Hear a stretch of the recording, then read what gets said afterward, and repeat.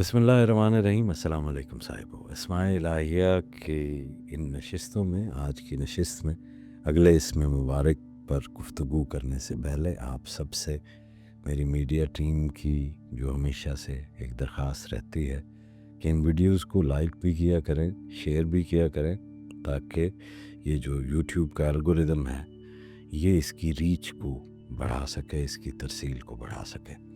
تو آج جس اسم مبارک کے حوالے سے ہم گفتگو کریں گے وہ ہے اللطیف۔ صاحبو، اللطیف وہی ہے جو نہایت باریک بین بھی ہے، نہایت مہربان اور نرم کار بھی۔ وہ حسن کی لطیف ترین جہتوں کو جاننے والا ہے اور اپنی مخلوق تک خیر کو ایسے راستوں سے پہنچانے والا ہے جنہیں انسان اکثر دیکھ بھی نہیں سکتا، اتنی لطافت ہوتی ہے۔ اس کی لطافت صرف نرمی نہیں بلکہ حکمت سے بھرپور ایسی ربانی نزاکت ہے جو ہر شے کو اس کے مناسب مقام پر، مناسب انداز سے، مناسب وقت پر پہنچاتی ہے۔ وہ جو جمیل مطلق ہے اس لیے اس کا لطف بھی جمال سے خالی نہیں، اور وہ جو حکیم مطلق ہے اس لیے اس کی نرمی بھی بے مقصد نہیں۔ اس کے لطف میں تربیت بھی ہے، حفاظت بھی ہے، اصلاح بھی ہے اور قربت بھی ہے۔ تو صاحبو، اس میں اللطیف کا ذوق بندے کو یہ سکھاتا ہے کہ کائنات صرف ظاہری ڈھانچوں کا مجموعہ نہیں بلکہ باطنی ربط کا، نازک نازک نسبتوں اور پوشیدہ سٹل حکمتوں کا ایک عظیم نظام ہے۔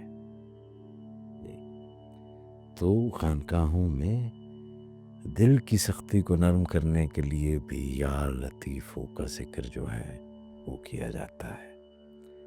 بہت سارے سلاسل کے اندر ذکر میں ہمیشہ یا لطیفوں کی تکرار پائی جاتی ہے کہ جب تک دل نرم نہیں ہوتا وہ اللطیف کے نور، اس کی حکمت اور اس کی نرمی کو محسوس کرنے سے قاصر رہتا ہے۔ تو یہ اللطیف خدا کو صرف سمجھنے کا باب نہیں ہے، یہ دل کو نرم کرنے کا باب بھی ہے۔ اللطیف کی تجلی اکثر ان جگہوں پر بھی موجود ہوتی ہے جہاں ظاہر میں بہت سختی دکھائی دیتی ہے۔ کبھی وہ ذات مصیبت کے اندر تربیت کو رکھ دیتی ہے، کبھی تاخیر کے اندر حفاظت کو رکھ دیتی ہے، کبھی محرومی کے پردے میں پاکیزگی کو رکھ دیتی ہے، کبھی ناکامی کے ذائقے میں تکبر کا علاج کر دیتی ہے، کبھی خاموشی کے موسم میں دل کی سننے کی صلاحیت کو اجاگر کر دیتی ہے۔ خوش نصیب ہے وہ شخص جو اپنی زندگی میں یہ دیکھنا شروع کر دے کہ اللہ کی لطافت صرف نعمتوں میں نہیں، امتحانوں میں بھی جاری ہے، کشادگی میں نہیں، بعض اوقات تنگی میں بھی ہوتی ہے، راحت میں ہی نہیں تنبیہ میں بھی ہوتی ہے۔ تو اللطیف کا ایک اور باریک معنی یہ ہے کہ یہ بندے کے باطن کی باریک سٹل سٹیٹس کو بھی، لطیف کیفیات سے بھی باخبر ہے۔ بعض اوقات دکھ ایسے ہوتے ہیں جو زبان پر نہیں لائے جاتے، ایسے خوف بھی ہوتے ہیں جو زبان پر نہیں آتے، ایسی شکستگیاں بھی ہوتی ہیں جو انسان پوری طرح بیان نہیں کر پاتا، مگر لطیف ان سب تک پہنچتا ہے۔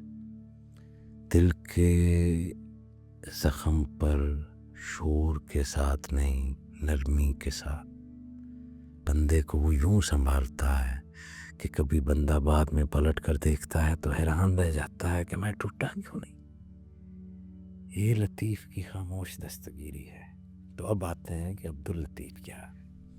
تو صاحب عبداللطیف وہ بندہ ہے جس کے اندر باطنی نزاکت پیدا ہو جائے، وہ ہر چیز کو محض سطحی طور پر نہ دیکھے بلکہ باطن کے حسن اور انسان کے پوشیدہ دکھ کو بھی محسوس کرے۔